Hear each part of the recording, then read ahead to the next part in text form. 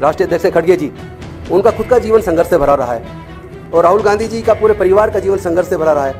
और वो आज अगर सामाजिक न्याय की बात कर रहे हैं, संविधान की रक्षा की बात कर रहे हैं, अगर वो हिस्सेदारी भागीदारी की बात कर रहे हैं कि सभी क्षेत्रों में हिस्सेदारी भागीदारी होनी चाहिए और वो मैं करके रहूंगा। उन्होंने यहाँ तक कहा कि ये मेरा राजनीतिक मिशन नहीं है, मेरे जीवन का मिशन है। इस बात ने कहीं ना कहीं मेरे दिल में जगह की और मेरे भी जीवन का जो मिशन है वो राजनीति या MP MLA बनना, मंत्री बनना या कोई बड़ा पद लेना, ये कभी नहीं रहा। आज जो योजनाएं हमने बनाई, समाज कल्याण विभाग से संबंधित, SC ST OBC से संबंधित, माइनॉरिटी संबंधित, सब योजनाएं बंद क्यों हैं? किसी को दर्द क्यों नहीं होता? जब SC ST OBC माइनॉरिटी के मुद्दे पे बात आती है, उनके जो योजनाएं उनकी पहले से चलती है वो सारी बंद है, तो किसी को दर्द क्यों नहीं होता? उस पर सीरियसनेस नजर क्यों नहीं आती? और मुझे आज याद आ रहा है कि अरविंद केजरीवाल जी जब एक गाना गाया करते थे, और वो गाना आपको सबको याद होगा, इंसान से इंसान का हो भाईचारा, यही पैगाम हमारा। लेकिन उस गाने की एक लाइन है जिसे वो नहीं गाते थे। वो लाइन है, नए जगत में हुआ पुराना ऊंच नीच का किस्सा, सबको मिले मेहनत के मुताबिक अपना अपना हिस्सा। अगर वो हिस्सा नहीं मिलेगा तो कहीं ना कहीं हम धोखा दे रहे हैं। और इसीलिए मुझे पहले मेरा संघर्ष इस बात के लिए हमेशा रहा, आम आदमी पार्टी में रहते हुए भी, कि सबको उनकी मेहनत के मुताबिक जिम्मेदारी हिस्सा मिलना चाहिए, मान सम्मान होना चाहिए। सभी को नमस्कार।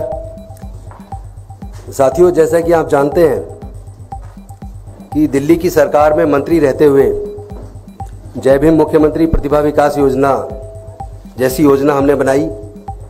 लोग सीवर में मर जाया करते हैं, कोई सरकार केयर नहीं कर रही है, लेकिन पहली बार मैकेनाइज तरीके से 200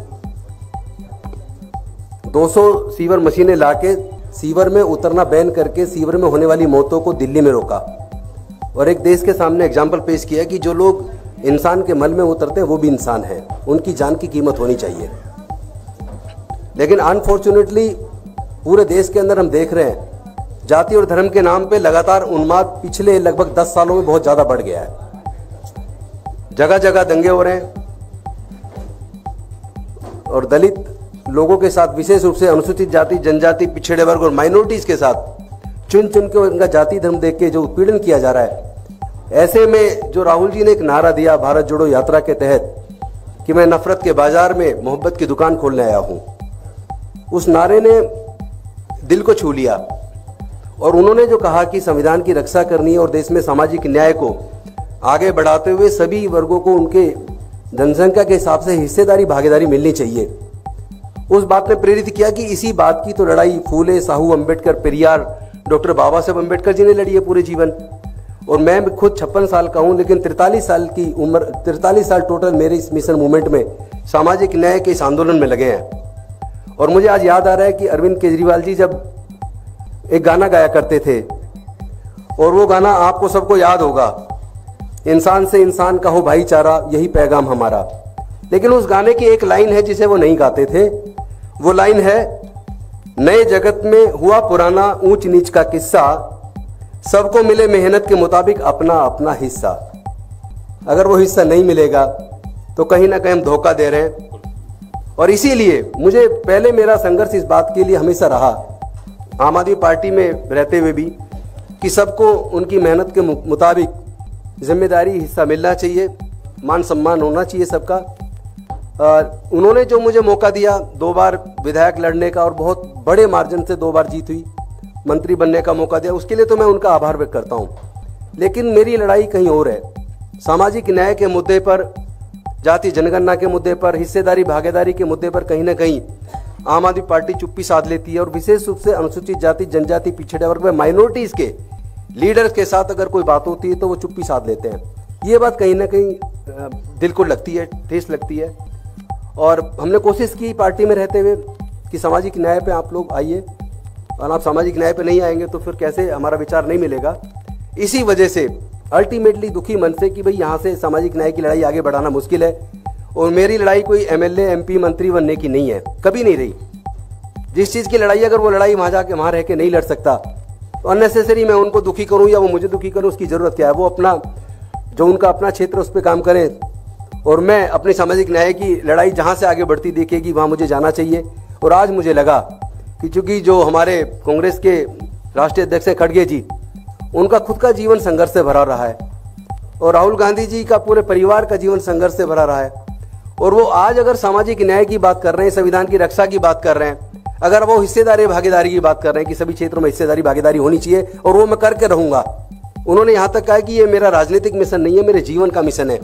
इस बात ने कहीं ना कहीं मेरे दिल में जगह की और मेरे भी जीवन का जो मिशन है वो राजनीति या MP MLA बनना, मंत्री बनना या कोई बड़ा पद लेना, ये कभी नहीं रहा और ये आम आदमी पार्टी के साथी भी जानते हैं। तो मैं अपने सामाजिक न्याय की लड़ाई को आगे बढ़ाने के लिए आज कांग्रेस को ज्वाइन किया और उन्होंने मुझे बड़े सम्मानपूर्वक ज्वाइन कराया। मैं KC वेणुगोपाल जी जो राष्ट्रीय महासचिव है उनका भी धन्यवाद करता हूँ, मुख्य प्रवक्ता पवन खेड़ा जी का भी धन्यवाद करता हूँ, राजू जी का भी धन्यवाद करता हूँ, चूँकि SC ST OBC माइनॉरिटी मोर्चा पूरे देश का देख रहे हैं और SC ST के मोर्चे को राजेश लिलोटी देख रहे हैं, उनका भी मैं धन्यवाद करता हूँ। दिल्ली के अध्यक्ष देवेंद्र यादव जी, उनका भी धन्यवाद करता हूँ। विशेष धन्यवाद करता हूँ मैं डॉक्टर अनिल जैन जी का, जो मेरे संघर्ष के पुराने साथी हैं। उन्होंने हमने मिलके इस इंडिया गठबंधन के लिए चुनाव के दौरान अपने संविधान सम्मान समारोह के लिए लखनऊ में बहुत बड़ा प्रोग्राम किया जिसमें राहुल जी थे। हमने हरियाणा में पंचकुला में प्रोग्राम किया, अभी बनारस में किया। चूंकि वो नॉन पॉलिटिकल प्रोग्राम है, किसी राजनीतिक मंच से नहीं किए, वो सब संविधान के सम्मान में किए हैं और उस लड़ाई को हम आगे जारी रखेंगे। मैं आप सब साथियों का धन्यवाद करता हूँ। भारद्वाज जी भी साथ बैठे हैं, उनका भी मैं धन्यवाद करता हूँ। हम लोग तो कॉलेज के बड़े पुराने साथी हैं। भारद्वाज जी हम जब ये यूनिवर्सिटी का चुनाव लड़ते, मैं भी LLM का प्रेसिडेंट रहा उस दौरान। राजेश लिलोटे जी मेरे बड़े पुराने साथी हैं। चूँकि 24 सितंबर 2002 को समता सैनिक दल का स्थापना दिवस था और उस दिन हमने जब leader of opposition Sonia Gandhi ji थी, उनको मुख्य अतिथि के तौर पर बुलाया था। मंच संचालन मैंने खुद किया था। तो तब से मैं क्लोजली वॉच कर रहा हूँ अपने इन साथियों को और मुझे लगता है कि हम लोग मिलके पूरे देश में सामाजिक न्याय की लड़ाई को और मानवता की इस लड़ाई को, इंसानियत की लड़ाई को, जिसमें जाति और धर्म के लिए कोई स्थान ना हो, एनिहिलेशन ऑफ कास्ट जो बाबा साहब ने लिखी थी, मुझे लगता है उसको पूरा करने का समय आ गया है। बहुत बहुत धन्यवाद, शुक्रिया। गौतम जी, आपसे सवाल है कि आपने एक बात कही कि आप सामाजिक न्याय की लड़ाई को आगे लेके जाना चाहते हैं। क्या आम आदमी पार्टी सामाजिक न्याय की लड़ाई को लेकर आगे नहीं जा रही थी? क्या अरविंद केजरीवाल गंभीर नहीं है सामाजिक न्याय को लेकर? देखिए, अगर होते तो जो 450 के करीब उन्होंने CM fellow, dark fellow, adviser वो सब रखे तो उसमें रिजर्वेशन देते। मैंने उस वक्त भी चिट्ठी लिखी थी, लेकिन उस पर कोई ये कहा कि ये नौकरी नहीं है, तनख्वाह जा रही है हर महीने और जो काबिलियत आप मांग रहे हो काबिलियत के लोग अगर अनुसूचित जाति जनजाति पिछड़े वर्गों में हैं तो उनमें उनको हिस्सा देने में क्या दिक्कत थी? साथ में एक बात बताइए, आज जो योजनाएं हमने बनाई समाज कल्याण विभाग से संबंधित, SC ST OBC से संबंधित, माइनॉरिटी संबंधित, सब योजनाएं बंद क्यों हैं? किसी को दर्द क्यों नहीं होता? तब SC ST OBC माइनॉरिटी के मुद्दे पे बात आती है, उनके जो योजनाएं उनकी पहले से चलती है वो सारी बंद है, तो किसी को दर्द क्यों नहीं होता? उस पर सीरियसनेस नजर क्यों नहीं आती? मेरे मन में वो दर्द है। जिन वर्गों के लिए योजना बनाई है उनके विकास की योजनाएं हैं, सबके लिए योजनाएं। जब भी मुख्यमंत्री प्रतिभा विकास योजना तो केवल SC ST के लिए नहीं थी, उसमें तो जनरल कैटेगरी टोटल 15,000 बच्चों को सिविल सर्विसेज की कोचिंग, इंजीनियरिंग की, मेडिकल की, तमाम तरह की कोचिंग का हमने इंतजाम किया। वो चली 2 साल, आज वो बंद है। दर्द होता है जब बच्चे आते हैं। हमारे अपने इंजीनियरिंग कॉलेज के अंदर का 2.5 लाख रुपए साल की फीस है, 4 साल की फीस ही फीस केवल 10 लाख रुपया है। उसके बाद हॉस्टल का खर्चा, खाने का खर्चा, सारे खर्चे जोड़ लिए जाए, 15 लाख से कम में एक बच्चा इंजीनियरिंग की डिग्री नहीं कर सकता दिल्ली के इंजीनियरिंग कॉलेज से। अब पढ़ाई, पैसे के अभाव में बच्चे पढ़ाई छोड़ रहे, कौन देखेगा? मैंने कहा था बजट में कम से कम 150-200 करोड़ ऐसे बच्चों के लिए दे दो जिनके पास पैसा नहीं है, फीस जमा नहीं कर सकते। मेरे पास बच्चे आते हैं, फीस के लिए इंतजाम कर दो। मैं अपने यार दोस्तों से मिलकर 2-4 बच्चों की फीस का इंतजाम किया, लेकिन इतने बच्चे का मैं कहाँ कर पाऊंगा? तो वो दर्द है मेरे दिल में। ऐसे बच्चों के लिए किसी को कोई सीरियसनेस नहीं है।